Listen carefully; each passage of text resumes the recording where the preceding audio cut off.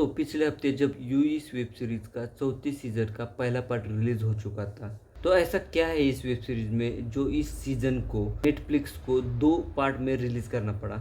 वैसे तो नेटफ्लिक्स का यू ये शो बहुत ही ट्विस्ट और टर्न से भरा पड़ा है। मतलब इस वेब सीरीज में आपके इमेजिनेशन को बियॉन्ड द लिमिट स्ट्रेच करने की कोशिश की गई है। यू के तीनों सीजन ने ऑडियंस का अपनी तरफ ध्यान खींचने में पूरी तरह से सफलता हासिल की थी। मतलब नेटफ्लिक्स के टॉप शो में तो ये शो जरूर आता है। इस वेब सीरीज में जोई गोल्डबर्ग एक फॉर्मल बुक सेलर है जो अपना प्यार पाने के लिए किसी भी हद तक जाने के लिए तैयार होता है, लेकिन हालात ऐसे पैदा हो जाते हैं कि उसके हाथ से गलतियाँ ही गलतियाँ होती रहती है। हर बार जिंदगी को वो एक नए मकसद से चालू करना चाहता है, लेकिन ज़िंदगी उसकी इतनी झंड है ना कि हर एक नई शुरुआत के बाद में भी ज़िंदगी उसे घुमा फिरा के उसी मुकाम पे ला के छोड़ देती है। और यही इस शो की सबसे बड़ी खासियत है कि ये शो कहीं पे भी और कभी भी आपको बोर नहीं करता है। यू के अब तक 3 सीजन रिलीज हो चुके हैं और चौथे सीजन का पिछले महीने में पहला पार्ट रिलीज हो चुका है और दूसरा पार्ट कल ही रिलीज हो चुका है। और अब हम यू के चौथे सीजन के दोनों भी पार्ट के ऊपर बात करेंगे, जहाँ पे लोगों ने पहला पार्ट तो देखा है लेकिन दूसरे पार्ट के ऊपर उन्होंने अनस्पॉइल रिव्यू मांगा है। चौथे सीजन का फर्स्ट हाफ पूरी तरह से एक मर्डर मिस्ट्री के ऊपर आधारित है, जहाँ पे एक सीरियल किलर लंदन के अति श्रीमंत और तरुण लोगों को टारगेट कर रहा है, जहाँ पे जोई गोल्डबर्ग अपना खराब जिंदगी का पास्ट बुलाकर यहाँ की सो कॉल श्रीमंत लोगों की कमिटी में अपना जगह बनाता है। यहाँ पे भी वो जोनाथन मूर इस नाम से इंग्लिश प्रोफेसर की हैसियत से एक यूनिवर्सिटी में सिखाने का काम करता है। यहाँ किलर ही एक ऐसा पर्सन है जिसे जो कि पूरी बैकग्राउंड मालूम है। और पार्ट 1 के एंड में राइस मॉन्ट्रोस के द्वारा किलर की आइडेंटिटी भी रिवील हो जाती है। रायन मॉन्ट्रोस लंदन के मेयर के इलेक्शन के लिए खड़ा था। सीरियल किलिंग की बातें उठा उठा कर राइस मॉन्ट्रोस भी इलेक्शन का बाजार बिठाना चालू कर देता है। यही घटना इस सीजन की गेम चेंजर घटना बन जाती है।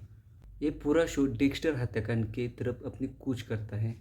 औरतों को ताड़ना, उनका पीछा करना और इन सब के बीच में अगर एक्सीडेंट से मर्डर हो जाए तो उसको छुपाना, इन सब बातों से ये शो और भी डेंजरस होता जा रहा है।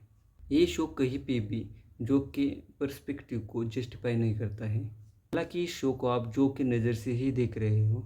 यू के चौथे सीजन का दूसरा पार्ट तो आपके डर को और भी बढ़ा देता है। मर्डर के इस खूनी खेल में ये शो और एक नए पार्टनर को ऐड कर देता है, टॉम लॉकवुड को। यहाँ पे जो अपना पूरा डार्क पास्ट पीछे छोड़ देना चाहता है और एक हेल्दी और स्टेबल रिलेशनशिप रखना चाहता है। लॉकवुड को जो का पूरा पास्ट पता होता है और यही भी जो टॉम और राइस के बीच में पिस जाता है। अब मैं आगे कुछ बताऊंगा तो वो पूरी तरह से स्पॉइलर हो जाएगा। आगे घट रही घटनाएं और नए आ रहे कैरेक्टर से शो का पूरा सीजन एक नए डर के ऊपर खड़ा हो जाता है। यू का ये सीजन मुझे पूरी तरह से फाइट क्लब इस फिल्म की पूरी याद दिलाता है। अगर व्यूअर्स के नज़र से देखा जाए तो जोई कोई हीरो नहीं है, उसकी अल्टरनेटिव पर्सनालिटी ही शो की कहानी को और भी मजबूत बनाती है। चौथा सीजन अंदर से आपको पूरी तरह से झिंझोर देगा। जोई का कैरेक्टर आपको कन्विंसिंग लगेगा, फिर भी एक के बाद एक मर्डर हो रहे हैं। हालांकि कहानी में जो गरीब और श्रीमंत का संघर्ष अपेक्षित था वो कहीं पे भी दिखाई नहीं देता है। वो एक सीरियल किलिंग के ऑप्शन के रूप में दिखाई देता है। वैसे भी चौथे सीजन का पर्सपेक्टिव पहले के तीनों सीजन से सही है, पूरी तरह से क्लियर और साफ। अभिनय के मामले में बात करें तो जोई गोल्डबर्ग का अभिनय पिछले के तीनों सीजन जैसा ही है। वो अपने किरदार को पूरी तरह से अपने ऑडियंस के आगे लाने में सफल रह चुके हैं। इस अभिनेता का क्या नाम है प्लीज़ मुझे कमेंट करके बताना। और हाँ, दूसरी बात, ये शो पूरी तरह से 18+ है।